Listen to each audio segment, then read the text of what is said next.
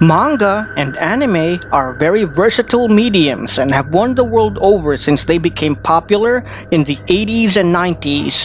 From ninja kids who want to make a difference in their world, young alchemists struggling to regain what they've lost, to heroes in space trying to save the universe with giant robots.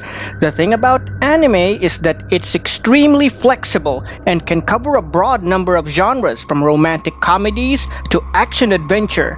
Unlike comics and animation in the West, which have been pigeonholed by society as being for kids, anime and manga also often cover mature or horrific topics that are not meant for children at all. Hi, hello, and welcome again everybody to another episode of Natural Juan.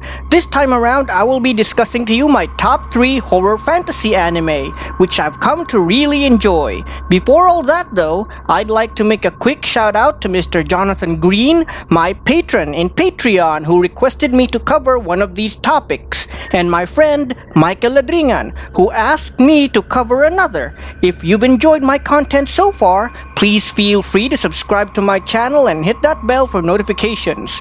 Also, if you want to support my channel and what I do here, you can check out my Patreon information in the description below, and even includes a PayPal account in case you want to make a quick and easy donation.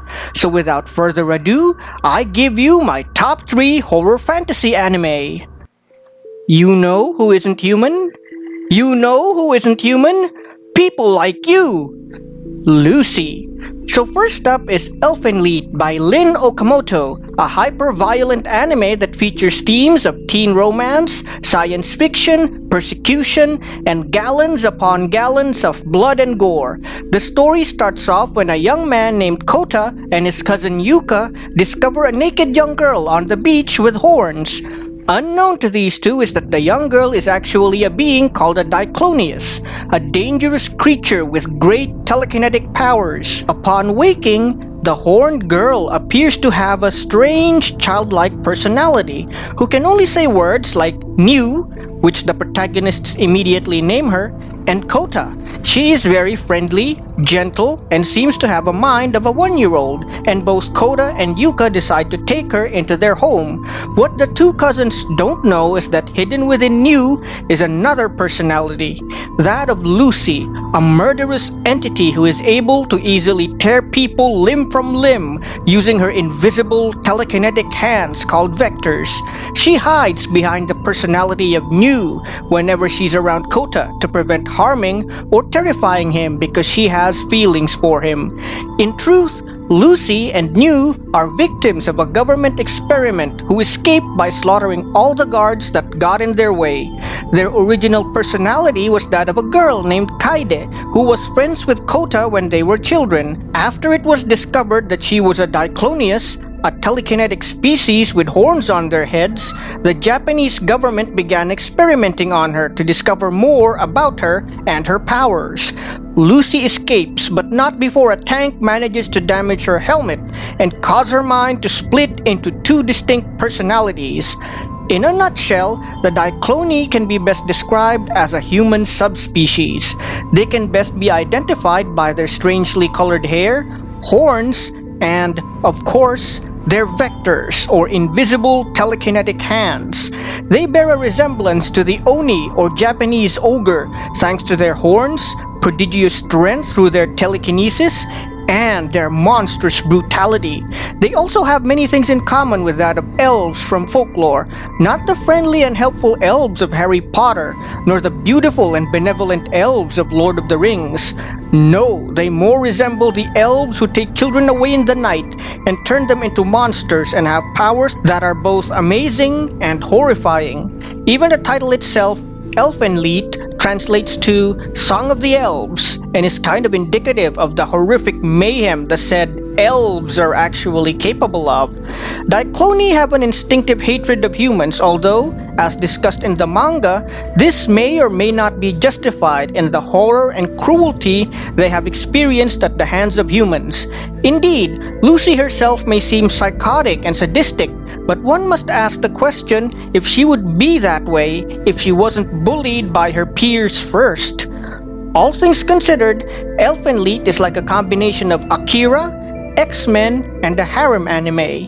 While certainly interesting in many ways, especially when the topics of bullying, cruelty, and racism is brought up, it tends to clash a bit with the art.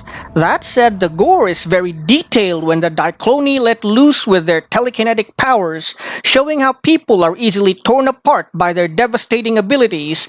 Heck, you can probably play a game trying to describe the different organs that fly apart when Lucy or any of her enemies start using their powers. Beast? Monster? Ah, screw that. I'm me. There's nothing else. I am what I am, and I will make my way to him. Guts. So next up we have Berserk, created by Kentaro Miura, perhaps one of the longest running manga out there. Berserk has a fandom stretching across multiple generations. This is mainly because while Miura may indeed be one of the most gifted manga artists out there, he's known to put his work into long hiatuses because of writer's block. This leads to often silly conspiracy theories by his fans who speculate what he might be doing when he is unable to work on his manga, from playing Idol Master to slaying big cats in the forests of Japan. Berserk centers around the story of two men, Guts and Griffith, though Guts is often given more focus. While these two men were once comrades in a mercenary company, with Griffith being its leader and Guts being his right-hand man, they eventually become enemies after Griffith betrays his companions and friends in a deal with demons. Now Guts travels the world as the Black Swordsman, a ruthless mercenary with a mechanical arm and a huge sword who primarily hunts demons. Embittered and willing to resort to any means necessary to achieve his goal, Guts fights his way through hordes of monsters and abominations, often with little heed for collateral damage and harming innocent civilians. After being cursed with the brand of sacrifice, though, he has no choice but to keep fighting, as night after night, he is attacked by a menagerie of demons and monsters who are attracted to the accursed demonic mark. The thing about demons in this particular setting is that they are actually of human origin. Griffith himself, who becomes a member of the God Hand, or the Lords of Demons, only chose to join them due to promises of power. Even the mysterious idea of evil, the monstrous and abominable entity the God Hand serves and which gave them their powers, is hinted to have been created in reaction to people's desire for there to be something to blame for all the bad things that have happened to them.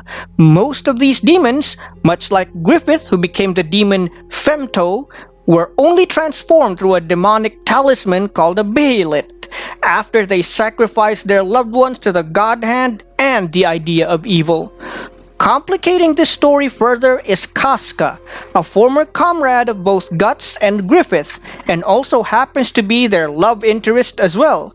Unfortunately, early on, the poor woman was driven insane after being sexually assaulted by her commander, and also marked with the same brand of sacrifice as Guts. Mad and mute, Casca is probably one of the few things that keeps Guts from becoming a true villain, as he must do his best to protect her. Overall, to say that the tone of Berserk is dark is a gross understatement. However, beneath the violence and gore, one sees the importance of taking responsibility for one's actions. It is hinted, though not stated outright, that a lot of the demons and monsters probably wouldn't exist if people didn't always seek someone or something else to blame for the problems they often cause. Whoa! Takigawa, after seeing Naru and Ayako appear to be kissing in the hallway. Last up is Ghost Hunt, a Japanese light novel created by Fuyumi Ono, who also created The 12 Kingdoms. Ghost Hunt is told from the perspective of a young girl named Mai Taniyama, who works at Shibuya Psychic Research along with her narcissistic boss, Kazuya Naru Shibuya, and 5 others. Compared to the first 2 entries, this one might seem tame as it lacks the violence and gore common in both, but it manages to be scary and entertaining to its audience nonetheless, in several ways in fact. The other members of Shibuya Psychic Research include Lynn Kojo, Naru's no-nonsense secretary with powers over a number of evil spirits, Masako Hara, a famous psychic they often call up for help, Father John Brown, an Australian Catholic priest, Hosho Monks Takigawa, a Buddhist monk, and Ayako Matsuzaki, a self-proclaimed shrine maiden. They also garner support from a few side characters like Osamu Yasuhara, a talented student, and Madoka Mori, a woman who often provides the agency with a case to solve. All in all, the show might resemble Scooby-Doo, except, more often than not, the monsters are actually real and are usually the victims of a terrible tragedy. What makes this particular work memorable to me is the teamwork, camaraderie, and, dare I say it, sense of family among the members of Shibuya Psychic Research. Another thing to note, though, is that while it might not be as bloody and visually scary as Elfen and Berserk, it more than makes up for this with its implications. This, to me, is more terrifying than simple blood and guts, pun intended, because it shows that supernatural evil could be hiding anywhere, be it the places we frequent, such as our workplaces, or even churches, as well as our very own homes. So that's it for this episode of Natural Juan. If you enjoyed this video, feel free to subscribe to my channel and hit that bell for notifications if you'd like to see more content like this. If you would also like to support my channel and what I do, you'll find my Patreon information in the description below, along with a PayPal account in case you want to make a quick and easy donation. Natural Juan out.